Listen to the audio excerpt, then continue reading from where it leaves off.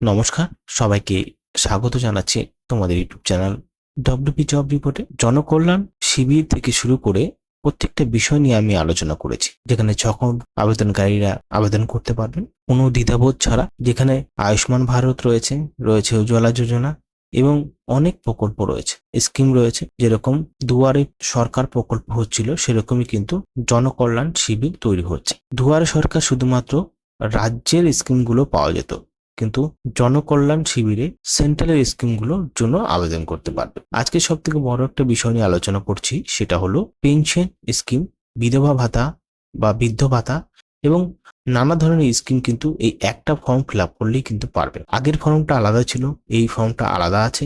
অনেকের ক্ষেত্রে বলেছিল যে বৃদ্ধ ভাতা বিধবা ভাতা কবে থেকে আবেদন শুরু হবে। আবেদন শুরু হয়ে গেছে, শুধুমাত্র অ্যাপ্লিকেশন করার পরে সমস্ত ডকুমেন্ট নথিপত্র দিয়ে পৌরসভা এলাকায় এসডিও অফিসে জমা দেবেন এবং পঞ্চায়েত এলাকার বিডিও অফিসে জমা দেবে। তো শুরু করা যাক ভিডিওটি। তো দেখো, এরকম একটা অ্যাপ্লিকেশন ফর্ম আসবে, সেই ফর্মটা তোমরা প্রিন্ট আউট করে নিতে পারবে। আমি ডিসক্রিপশন বক্সে বা টেলিগ্রাম চ্যানেলে লিঙ্ক দিয়ে দেবো কিভাবে আবেদন করতে হয়।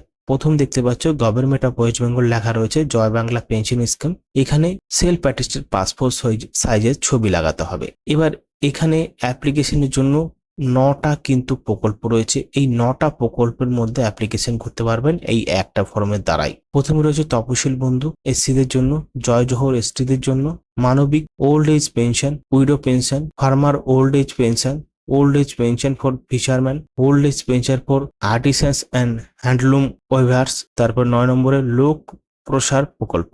এতগুলো প্রকল্প রয়েছে এবং সব থেকে ভাইটাল হলো আমরা আলোচনা করব ওল্ড এজ পেনশন এবং উইডো পেনশন নিয়ে। এখানে এই ফর্মটা আবেদন করা হয়, এই দুটোর বেশি কার্যকরী হয়, মানে এই দুটো স্কিম বেশি কার্যকরী হয় এই ফর্মটার জন্য। তো যেই ফর্মের জন্য আবেদন করবেন, যদি আপনি ওল্ড এজ পেনশন বা উইডো পেনশনের জন্য হোক, টিক জন্য দিয়ে দেবেন এখানে। এবার শুরু করা যাক পার্সোনাল ডিটেলস। যিনি আবেদন করছেন তার নাম এবং তার সারনেম, মিডিল নেমে থাকলে লিখে দেবেন। এখানে প্রথমে নাম লিখবেন, তারপর টাইটেল লিখবেন। এবার বেনিফিশিয়ারি যদি ছেলে হয়ে থাকে ছেলের জায়গায় টিক দেবেন এবং যদি মহিলা হয়ে থাকে মহিলার জায়গায় টিক দেবেন। ডেট অফ বার্থ যেরকম প্যাটার্নে রয়েছে সেরকম প্যাটার্নে লিখবেন এবং বয়স হতে হবে 1 জানুয়ারি 2020 মধ্যে। যাদের 60 বছর উপর হয়ে গেছে ক্যালকুলেশন করা হবে এবং যাদের বিধবা ভাতার জন্য আবেদন করেছেন তাদের বয়সও কিন্তু ক্যালকুলেশন করা হবে। বাবার নাম এখানে লিখতে বলা হয়েছে, বাবার নাম লিখবেন, মায়ের নাম লিখবেন। শিডিউল কাস্ট যদি সার্টিফিকেট থাকে এসটিতে টিক চিহ্ন দেবেন, আর যদি বিবাহিত মহিলা থাকেন এখানে ম্যারিডের টিক চিহ্ন দেবেন এবং আনম্যারিড যদি অবিবাহিত মহিলা হয়ে থাকেন সেক্ষেত্রে এখানে টিক চিহ্ন দেবেন। আর যদি বিধবা হয়ে থাকেন এখানে টিক চিহ্ন দেবেন, দেখতেই পাচ্ছেন। আর সেপারেট আপনি অন্য কোনো বাসস্থানে রয়েছেন এখানে টিক চিহ্ন দেবেন। তো এই রয়েছে। এবং যদি বিধবা হয়ে আপনার কাছে যদি পরবর্তী সময় কিছু সংলগ্ন থাকে তাও এখানে টিক চিহ্ন দেবেন। এবার স্পাউস নেম, যেই মহিলা আবেদন করছেন তার হাজবেন্ডের নাম লিখবেন, যদি মরে যায় লিখবেন এবং সেই মহিলার মান্থলি ইনকাম কত রয়েছে সেটা এখানে লিখে দেবে। যদি কম থাকে বা না হয় ইনকাম তো সেক্ষেত্রে এখানে ধীরে ধীরে বসাতে পারে। পার্সোনাল আইডেন্টিফিকেশন নাম্বার, রেশন কার্ডের নাম্বার এখানে বসাবেন, তারপরে এখানে আধার নাম্বার বসাবেন, ভোটার আইডি কার্ড নাম্বার বসাবেন এবং প্যান নাম্বার বসাবেন। HL10 এটা বসাতে হবে না।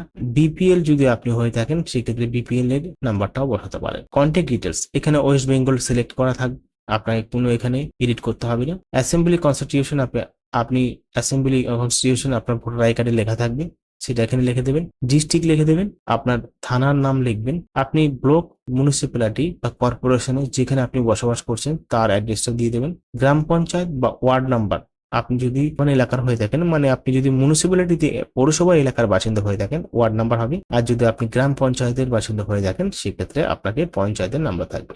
ভিলেজ, টাউন, সিটি আপনি যেখানে বসবাস করছেন তার নাম এখানে লিখবেন এবং বাড়ির যদি পারমিসিস নাম্বার থাকে এখানে বসিয়ে দিবেন, পোস্ট অফিস বসাবেন এবং পিনকোড বসাবেন। এবার এখানে বলা হচ্ছে number of year during in West Bengal, আপনি ওয়েস্ট বেঙ্গলে কবে থেকে বসবাস করছেন এখানে দিয়ে দেবেন হিসাব করে। মোবাইল নাম্বার এখানে লিখবেন, ব্যাংক অ্যাকাউন্ট ডিটেলস এখানে দিতে হবে। সব থেকে ভাইটাল জায়গাটা ব্যাংক অ্যাকাউন্ট ডিটেলস, ব্যাংক নাম দেবেন, ব্যাংকের ব্রাঞ্চ নেম দেবেন, ব্যাংকের অ্যাকাউন্ট নাম দেবেন, IFSC কোড দেবেন। এবার বলা হচ্ছে মানবিক স্কিমের জন্য এখানে এগুলো করতে পারবেন। আমি আজকে মানবিক স্কিমের জন্য আবেদন করছি না। যদি আপনি মানবিক স্কিমের জন্য আবেদন করছেন তাও সেক্ষেত্রে এখানে আপনি দেখে নেবেন আপনি কোন ক্যাটাগরিতে পড়ছেন। এবার কি কি ডকুমেন্ট দিতে হবে এবং ডকুমেন্ট দেওয়ার সাথে সাথে টিক যখন আপনি ফর্মটা ফিল আপ করবেন কলম দিয়ে। পাসপোর্ট সাইজের ছবি দেবেন, এখানে টিক দেবেন।